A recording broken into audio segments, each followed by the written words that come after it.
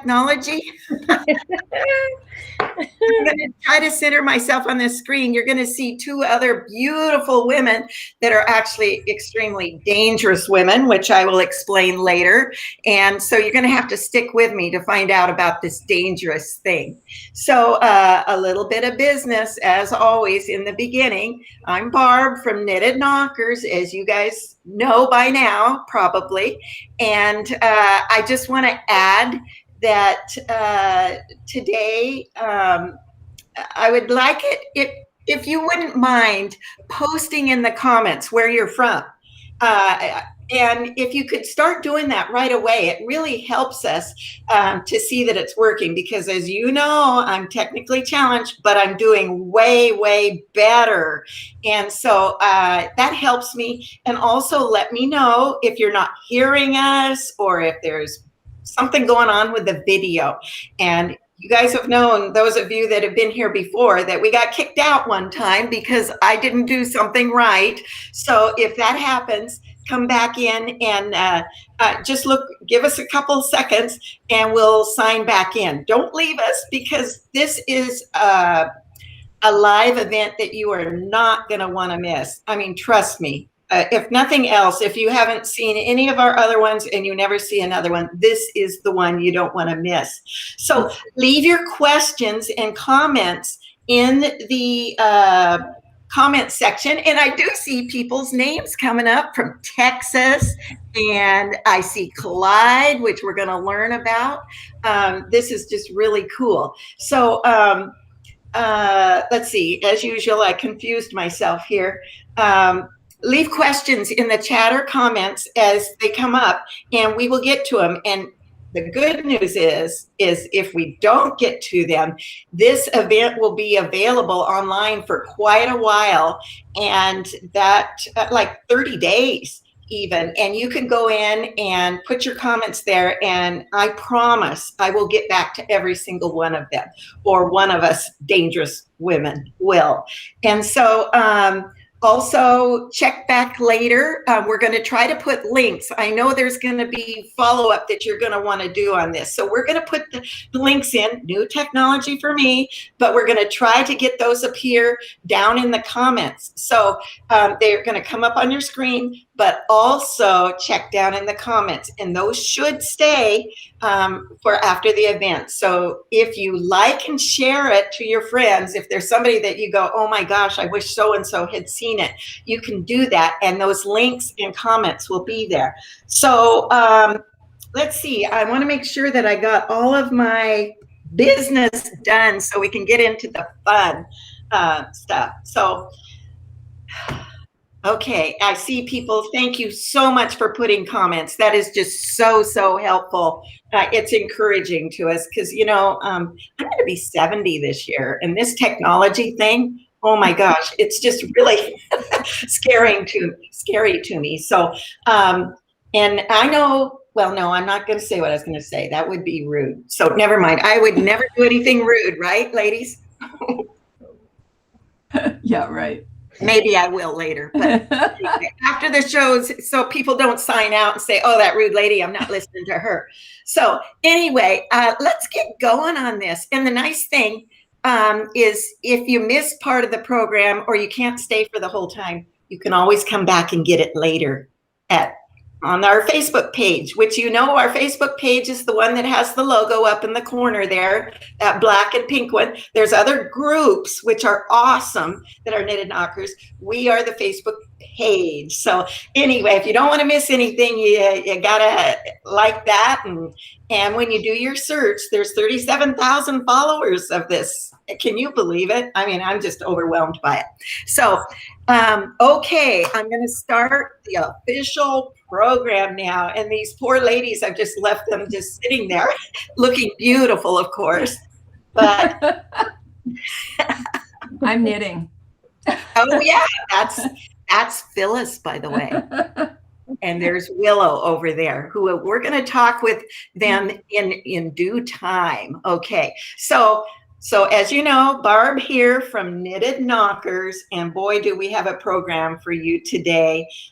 Tonight, for some of you, this is a little later than normal. Normal, we do about 1 o'clock Pacific time. We're in Washington State here, which makes it like 4 o'clock East Coast. And who knows what time in India and Spain and all these really cool places that sign in. But this time it's 4 o'clock here in the afternoon. So that means it's evening for a lot of you people. So welcome. And that reminds me, I almost forgot. I would love to hear from you in your comments. What time works best for you for these things? Is this better than 1 or 3 hours earlier, or is this time better? So that helps us too, because we want to meet with you. We do, and what works best for you. Okay, somebody called me a beautiful lady in the comments. I just have to share that, you know. Thank you. You too. So, okay, I already said that this is a great program, and I know I always am saying I'm so excited about this program, but I really mean it this time. It's an understatement today, because I'm joined by two of the most dangerous women I know. And they're so dangerous, they should be on the most wanted list. They're the most wanted in my world, I tell you. And so with that said, I'm going to start like I usually do with sharing the Cliff Notes version of my story, because some of you may not know the Knitted Knocker story and why I would have these women, these dangerous women on the program today. Trust me, it's going to be relevant. So as many of you know, it was almost 10 years ago now when I heard the words that no woman wants to hear, that I was diagnosed with breast cancer. And right away, I thought, oh my gosh, I hope I don't lose my hair, and I hope I don't have to have a mastectomy. And it turned out that I did have to have a mastectomy.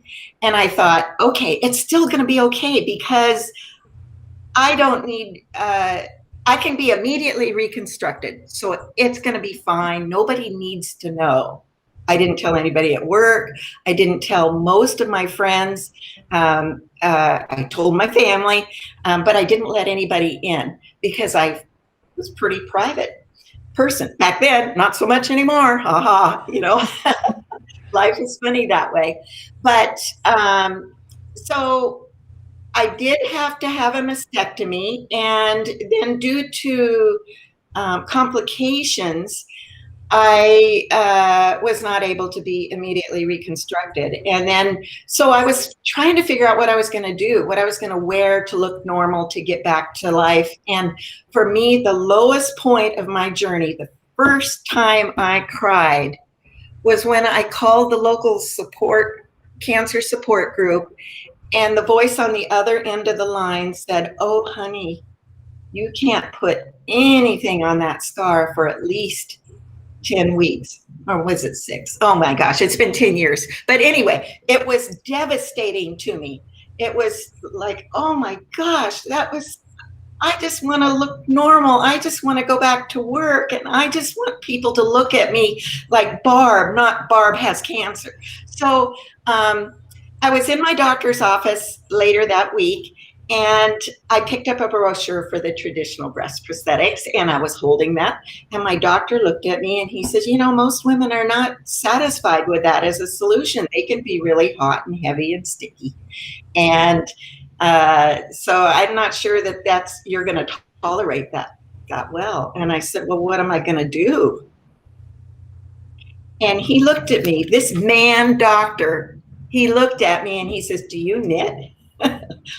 I'm like, yeah, why? And he says, well, I've never seen one, but I've heard there's such a thing as a knitted knocker. You might want to check it out. Oh my gosh, he had a link on a piece of paper. I grabbed that paper and he said, you can't take that paper. It's the only one I got. But he'd never seen one, but he had heard from somebody about it. So I went home, and I'm a knitter, but I wasn't in any shape to knit my own at that point. So who did I call? I called my dear friend Phyllis, best knitter I know. Now, I've met some really great knitters since, so don't be offended if you're one of those. But Phyllis, my friend, I called her, and Phyllis, what did I say? You asked me if I had ever heard of knitted knockers, and I said no, but I'll check it out. So I Googled knitted knockers and I found this pattern that was kind of strange, but I tweaked it a little bit. And I don't know what day of the week Barb called me, but by Sunday I had two of them done. I made two different sizes because I wasn't exactly sure. So I made two sizes. I put them in a Victoria's Secret bag and I took them to church because we both went to the same church. And I didn't see Barb right away, but I did see Denny, her husband. That's my husband. And I handed them, I said, would you please give this to Barb? And he kind of looked at me. But anyway, Barb. Victoria's Secret bag at church, and don't look in the bag, give it to Barb. Can you imagine that? It was funny. He looked at me like he wanted to hide the bag. So I'll take the story there from there. So Denny brought it to me and he says, this is from Phyllis. Well, of course, I knew right away what had to be in there. So I went into the bathroom and I pulled out the most beautiful knitted knocker. And this is the original one.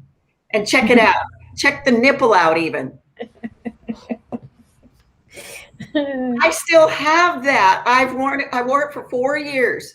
And it was soft. It was light. It was beautiful. I could wear it in a regular bra. And I re-engaged with life because of that gift. But you know what? The best thing was it was made by somebody who cared. Somebody who cared about me. And Phyllis, you're going to make me cry just sitting there looking at you. And, you know, to know that somebody cares and will do that for you, and to have somebody to call. I mean, we all need a Phyllis in our life, don't we? Somebody that we can call when we're in need at a dark point, that is there for us. You know, we all need that in our life. And I think Phyllis can attest to the fact, the joy that comes from being that person. Maybe you can share that. I don't know. What was it like to get a call from somebody out of the blue? Well, it was, I mean, it was out of the blue to make a knocker. Yes. But it wasn't out of the blue to be there for you. I mean, Barb and I were in a group together, a small group that had been meeting since 2006. There were 7 of us, women, who met every other week. We still do. We've been together for a long time. 2006, we were a lot younger, so our things, you know, we were having grandchildren, things were happening, but we just got together and we were investing in each other's lives on a regular basis. So it wasn't like I was shocked that Barb would call me. I mean, we were some of the friends she told when she was diagnosed with breast cancer. We knew this devastation. We knew, you know, like I said, we were with her at the diagnosis. We were with her I mean, I can still remember her saying, I can't put anything on that scar. And, you know, the devastation she was feeling about getting re-engaged back in life. And so to get a call to knit a knocker, I mean, I'm a knitter, so I'm going to knit. I don't care what it is. And so to knit, I mean, it was a strange request, but little could I have known then what that knitting those 2 first knockers would ever become. I mean, Barb, that's back at you. But I mean, basically, what did I think? I thought, well, yeah, Barb needs a knocker. I'm gonna do this. So way back then, I remember getting an email from somebody in our church, a lady, just saying she was so envious of her husband having this network of guys that they've been meeting for 10 years and they just meet for coffee once a week or whatever. And if they make it, great. If they can't, whatever. But they've invested in each other's lives. And she says, I'm so envious of that. I would like that. And I was wondering if you would consider being part of a group like that. And she had an idea of a book to study.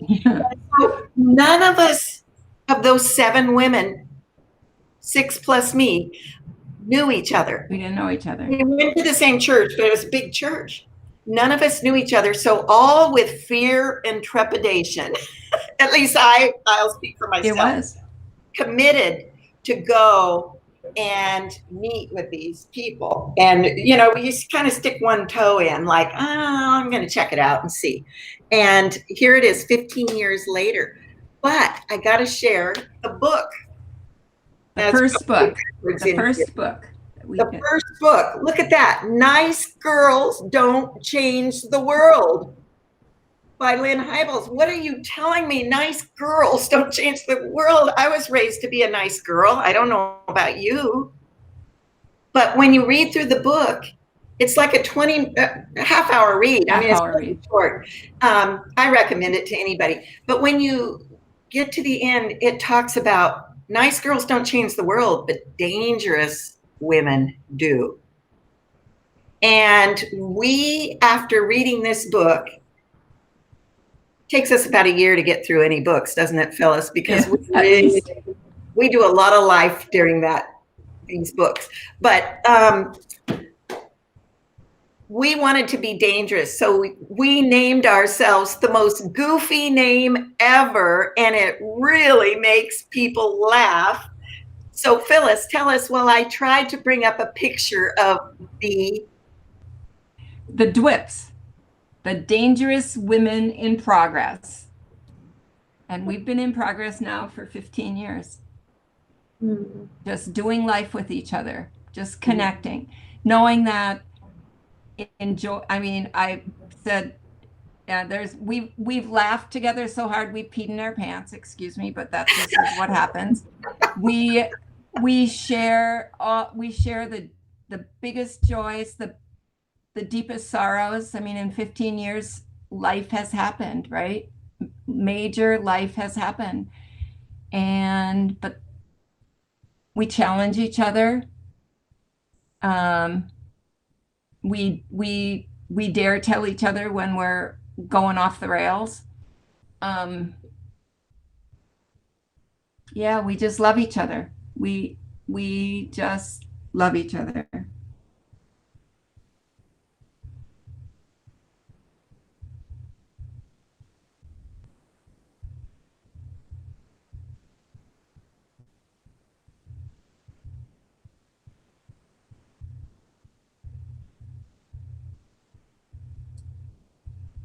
Barb, are you there? Yep. Did Barb disconnect herself? Looks like we're taking over, Phyllis. Oh, here we are. It's your turn, Willow. No. I was kidding. Oh. You're back on. Yeah. So, you know, here we are in this group in 15 years, like Phyllis said, we've done a lot of life together, and some happy times, some not so happy and everything. And, you know, I didn't know how much I needed this sense of community until I needed it. And then they were there for me. And so you know, in thinking about this, a while back, I put out on one of my Facebook lives or posts, does anybody want to do a Zoom meeting, get together and communicate and everything? Maybe we could facilitate that. And I realized, you know what, just Zooming, I have my groups. I have my knitting group that I Zoom with, and I have these different groups, and they're great, but this is so much more.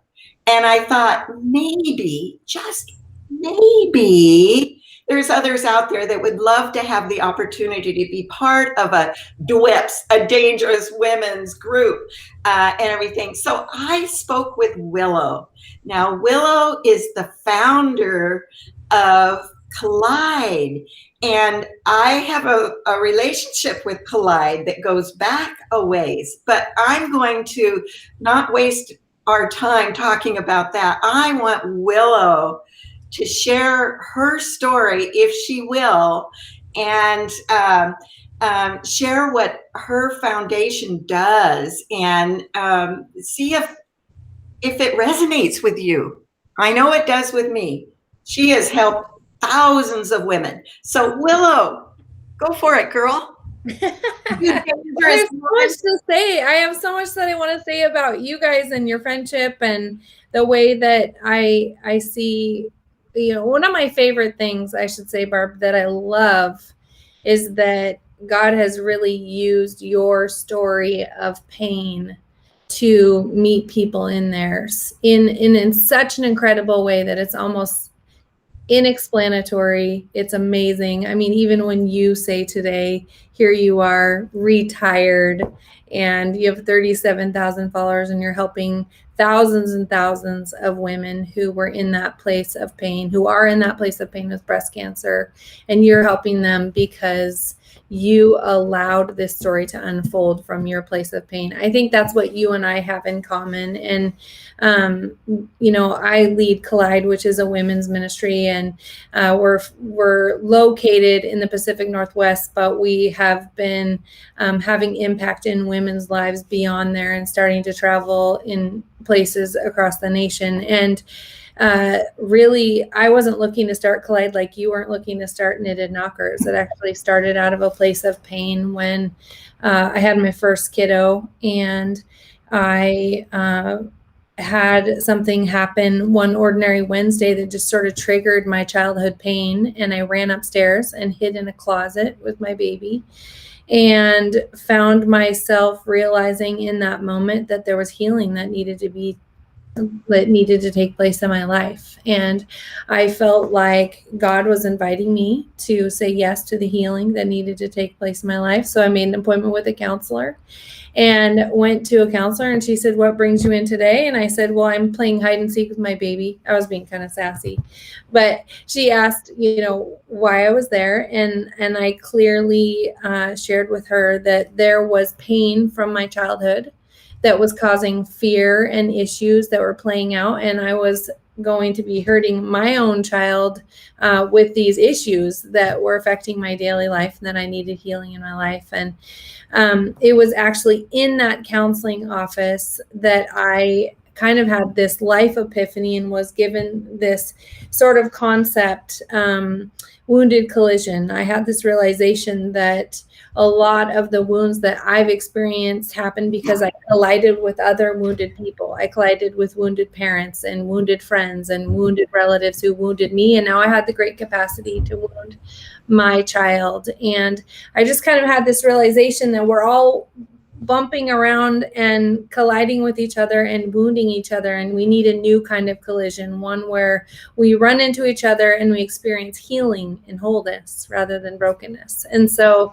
out of that experience, I left the counseling office and I felt like there was this divine thing that happened. And I felt like I was supposed to do something with that concept, wounded collision. And I knew I was 10 years into my faith. I was never raised in the church, never a part of Bible studies, never a part of anything, but had a spiritual experience when I was 21 years old that changed my life. And I gave my life to Jesus Christ. So here I was, an adult 10 years later, still realizing I needed God to heal my life. And I left that counseling office and felt like I was supposed to do something with those words, wounded collision, didn't know what it was. And one woman, a college age girl, asked me to mentor her. And I didn't really feel like the mentoring type. I mean, I was just hiding in a closet. But I said yes. And I said, "Hey, what do you want for mentoring? Do you want to come and see how I make chili? Do you want me to pray for you? Do you want to get together every week and ask how your life's going? Do you want to study the Bible and we can look at the life of Jesus and how he collided with wounded people and brought about healing in their lives? Because that's something that I'm personally starting to look into." And she said, "Actually, I want to learn more about Jesus." And so I said, "Okay, great." And she said, "Can I bring a few friends?" And I said, "Sure, you can bring a few friends." And I'm thinking she's going to bring 4 friends. And she knocks on my door and I open the door and there's 25 college age girls. And that was the beginning of meeting in a living room with a group of 20 some college age women where we were having intentional connection and we were experiencing healing and listening to each other's stories and connecting with each other, but also, connecting with the deeper meaning and purpose for our lives and what God had for us. And we started to see this crazy life change. And what came out of that, long story short, is out of one group of women who gathered together intentionally, there was so much power that happened in that room that it turned into what Collide is now, which is we're an organization that puts on conferences, and now we gather, up to 1,000 women at a time. But we also have pod squads, which are small groups of women that are intentionally connecting. We have a counseling program, we've had a mentoring program, we have classes and downloadables and digital resources and Bible study books, and our impact is growing way beyond my living room, and very similar to you, Barb, where I think God took your place of pain and used it to impact and continue to impact so many people. He's doing that here with Collide. And so that's the short version of the Collide story, Barb. So Willow, you see women all the time. You get 1,000 people at these events. That little window you see there that opened up, I had the opportunity to speak at Collide. It was a huge highlight of my life to be able to share the God story of Knitted Knockers, which, by the way, you can find at the link I've posted there if you want to watch it. It's 30 minutes long, and it's a short version of the God story at that point. But Willow, what issues are you seeing in women? I know you have this network of counselors and people that help come alongside and help each other and everything. What issues are people dealing with right now? We just have gotten through, a very challenging year, to say the least. So what issues? Yeah. What issues? Wow, we could be here for a while. And I would even say we're not through with the challenging year, right? We're still smack dab right in the middle of it. But I think women are longing and hungry for connection. I think we long to connect with each other. I think we're longing for something bigger than ourselves. We're longing for purpose and meaning. And this year in a pandemic has been severely isolating for people of all ages and places. And it's brought up anxiety, stress, depression. So much has been canceled. So there's so many women who are struggling to find joy in everyday life because they can't see their grandkids.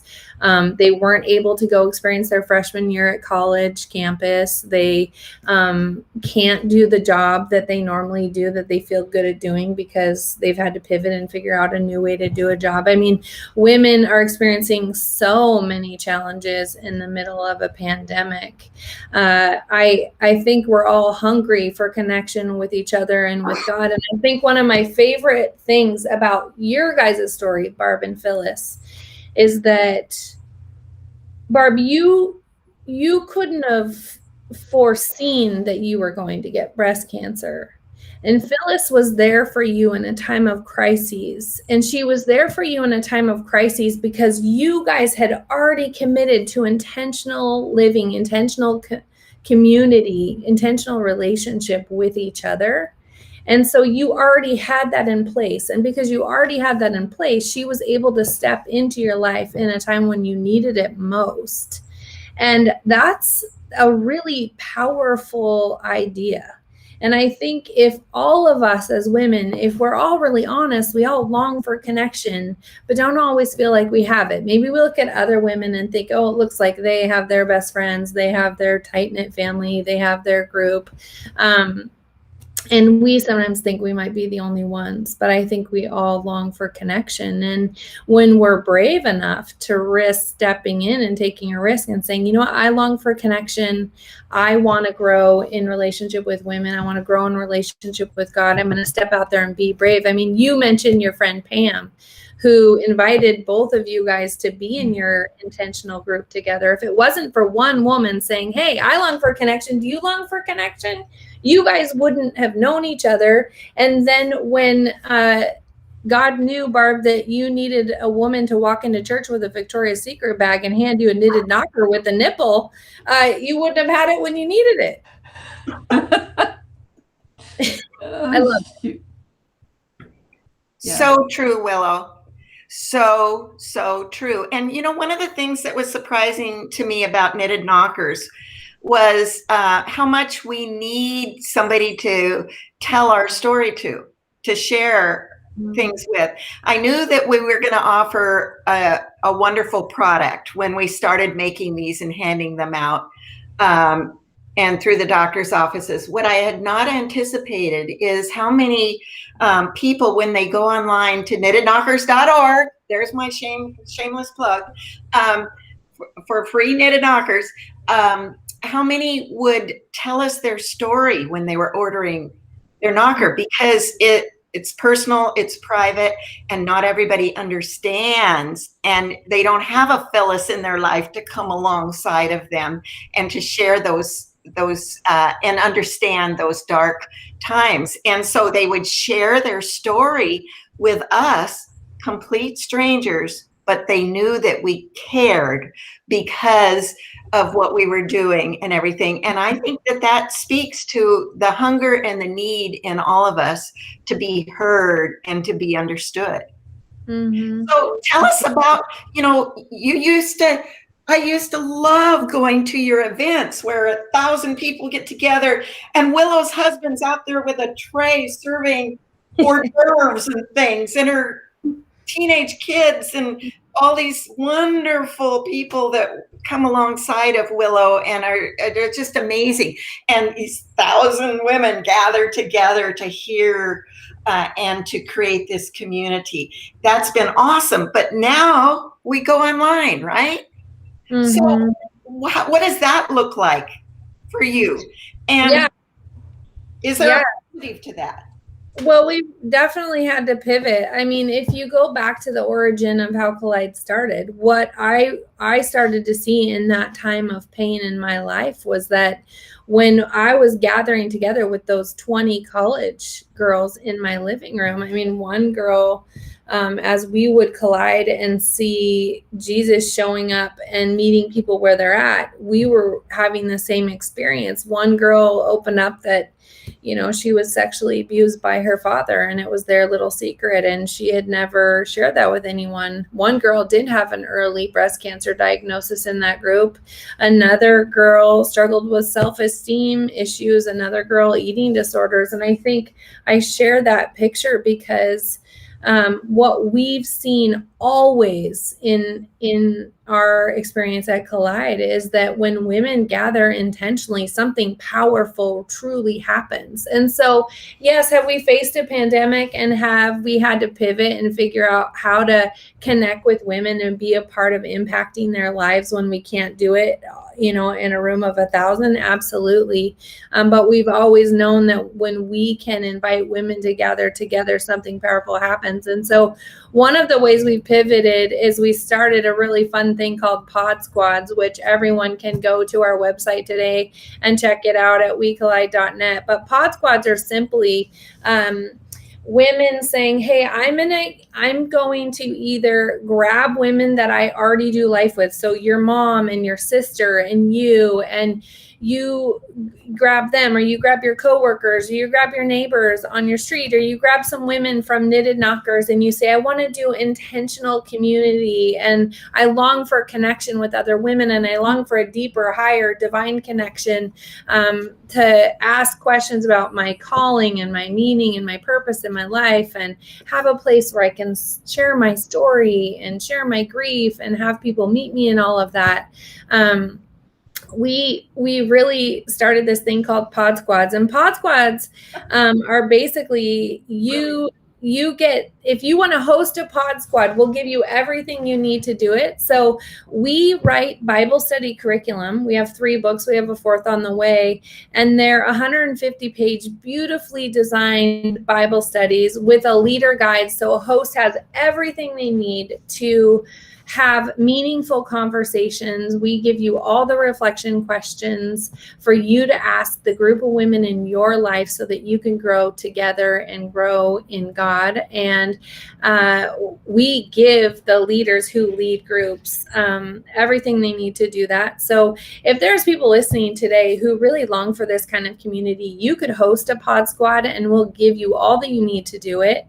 And you can find out more by going to our website, like I said, wecollide.net, and you can also type pod squads in the search bar and it'll send you to our pod squads page so you can find out more. If you do check that out and you want to be a part of a pod squad, but you don't want to host, you just want to join, Barb and I have talked in length, and we are happy to connect you Knitted Knockers ladies together in groups. And so you would just simply, when you sign up, say you're part of Knitted Knockers, and we'll help you gather intentionally together in this time that has been such a time of isolation and longing to connect, and yet it's been so hard. So we want to help make it possible for you, and we'll do whatever we can to do that.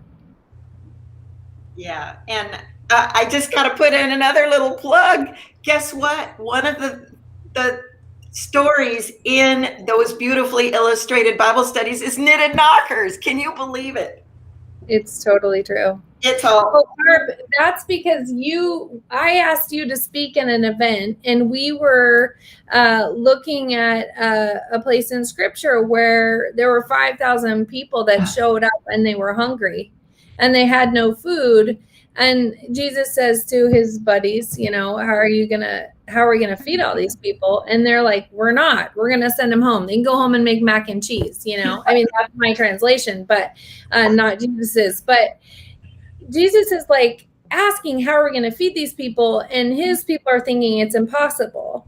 And a guy in the crowd calls out this little boy and his lunch. And he just had this little boy lunch. In fact, he had the kind of bread that poor people bread at the time in that culture, in that context. And Jesus uses what this boy had to feed 5,000 people. And so I asked Barb, everybody, all you fans of Barb, I asked her to come and share at that event, because the whole event was on how so often as women we think, how could God use my life to do amazing things? How could I make an impact? How can that dream that I've dreamt to do actually come true? How can I make a difference in the world? And we spend so much time thinking, not me, not me, not me. And God says, yes, I can use your little poor man's bread and feed 5,000 people. And so, Barb, we had you come. And of course, now you're a fan favorite. You're everyone's favorite, because God has actually used you in your story, in your pain, in a circumstance that you probably in your own mind weren't even thinking how you could impact other people. And look at what he's done. Absolutely amazing. Well, and as DWIPs, we talked about it so much over the years. I mean, starting in 2011, when I knit those first 2 knockers, and for about a month, I don't know for how long, but for a period of time, I was the only knocker knitter. And so I would knit them, give them to Barb. She'd bring them to the doctor's offices. And now, I mean, I think there's over 250,000 knockers out there that have been knit by a lot of you listening to this, and volunteers all over the world. And who could have, there's no way we could have predicted that would happen. There is just no way. But you go back to the verse, God is able to do immeasurably more than we could ever imagine, right? I mean, it's just, we humanly could never have thought of this was going to happen with them. But I love how you say it, Willow, that he took her pain, he took her passion. I mean, I know it's hard to believe Barb gets excited about anything, but he took her passion, and look at what look at what's happened throughout the world. I mean, it went beyond Whatcom County so fast. When, way back when, and I encourage you to listen to that Collide presentation that tells the whole story at that time where it was at. But it all started with this prayer, for me anyway, when I was feeling empty, lonely, and without passion or purpose. And I prayed to God. Everybody's asking me, when are you going to retire? And I'm like, retire? What am I going to do the rest of my life? And I just prayed to have a passion and a purpose because I felt so empty and dry. And so fast forward 10 years now. Can you believe it? Almost 10 years. 10 years. We went from Phyllis being the only knitter to we have thousands of registered knitters. We're in 1,600 medical clinics and signing up more every day, and all volunteers, and just giving, finding their passion and purpose in their craft to help others. It's all about helping the others. When we get so in turn to ourselves, I think is when we get in that spot that I was before. So anyway, enough about me on that. I just want to encourage any of you that are feeling this desire or this hunger to have a relationship with others, a meaningful relationship, to explore this. Willow, I don't think we've talked, maybe it went over my head. You also have podcasts that you do. We've been talking about the pod squads, but people can listen, and you really have to hear Willow's story. You have to hear it. You cannot. Promise me, please, that you'll go to wecollide.net, and the link's down in there, and listen to her story. I tell you, you will not be untouched by it. So, but you have pod squads. Be quiet. I mean, podcasts. Lots of pods going on over here at Collide. Yeah, go to our website and check it out. We have a podcast that you can listen to every single week. It's inspiring. It's motivating. I interview everyday chicks who are inspirational, who are seeing meaningful, deep things happen in their life, seeing God show up in their life and do amazing things.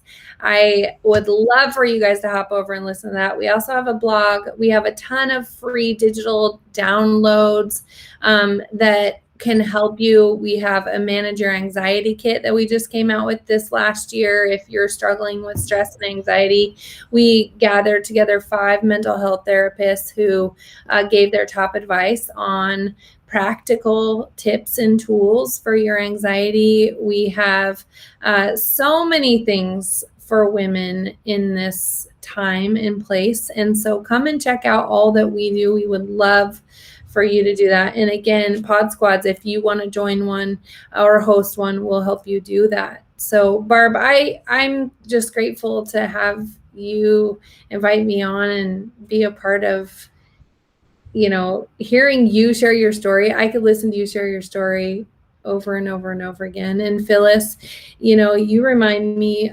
sometimes I think we think, if God wants to use us to make a huge difference in this world, we have to start really big. But he actually can use what feels really small to do something really big. And you knitted one pair of knitted knockers, and now, like you said, there's been 250,000 knitted knockers that have blessed 250,000 women with cancer. That's amazing. That's amazing. Yeah, thank you. And that's what the story is really about, is how God can use our inadequacies, and he can use us. And there was a quote. Oh, shoot. I better not even say it because I'm going to misquote it. Dang it. It was something like the biggest mistake people can make is not doing something big, but by not doing something small, or something like that. I mean, it's just really profound.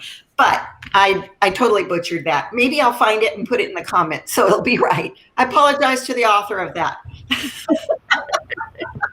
It made sense, Barb. It made sense. It made sense. Okay, good. Yeah. So, a dangerous woman. I want to read at the very end of this book what a dangerous woman is, because this is what inspired us to become dangerous. And to, if you, oh my gosh, I know your time is valuable, everybody out there. I would not have put these two women on here and myself time. Thank you so much. If I didn't think it was so important for us to have these connections. I mean, it's life-changing. So, a dangerous woman. At the beginning of this book, I said that the opposite of a nice girl is a good woman. But what I really wanted to say, and what I'm going to say now, is that the opposite of a nice girl is not just a good woman, but a downright dangerous woman. A woman who shows up with everything she is and joins the battle against whatever opposes the redeeming work of God in our lives and in our world.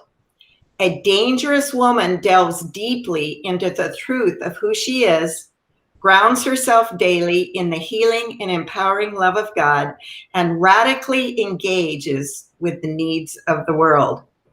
My move toward the realm of dangerous women was prompted by the realization that I was living without passion, energy, dreams. Sounds like me. Inspiration came from dangerous women I met along the way. There they are, right there.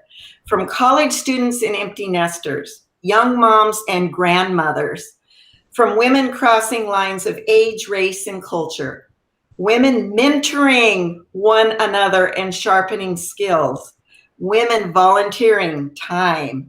That's you guys out there.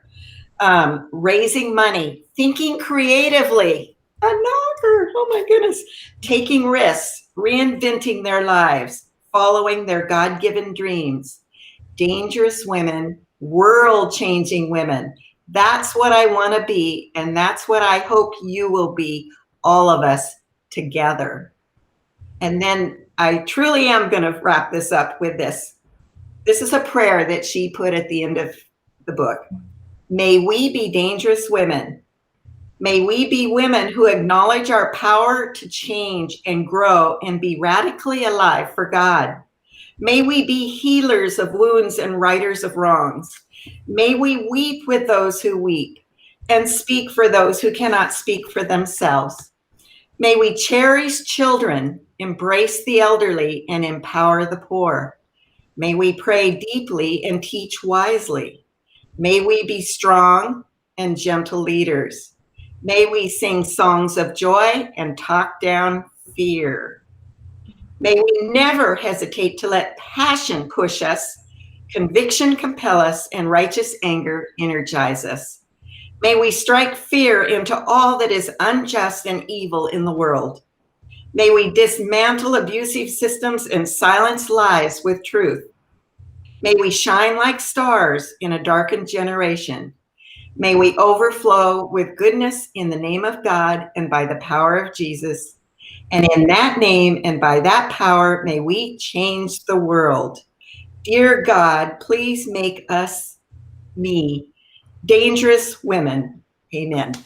Amen. So, thank you so much for bearing with us today, and I hope that you that this spoke to you. And do remember that you can like and share it out to friends. You can go and view it for the next 30 days, and maybe we'll save it longer. But I'm pretty sure it'll be available there. It's on YouTube and on Facebook. And check out the links. Do check out Collide. We do have a future topic coming up that I don't think you're going to want to miss.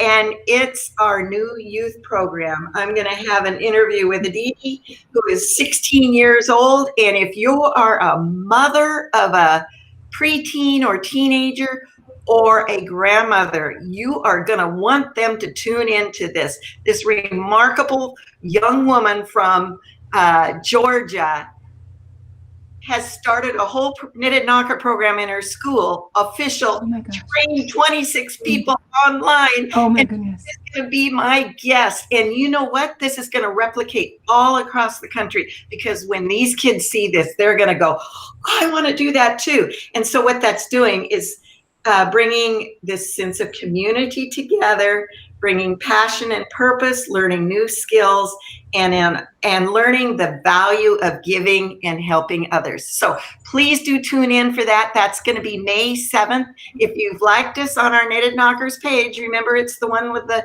emblem that you see up above there, the black logo and pink ribbon.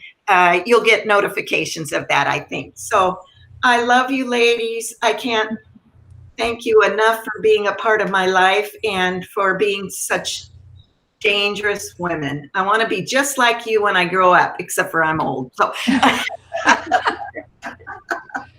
all right. So, any questions you've got, leave them down in the comments. We'll get back to you. And this is going to be the gift that keeps on giving for the next month. So check back on it. Love you all. Bye-bye. See you. Bye. Thanks, Willow. Bye, Phyllis.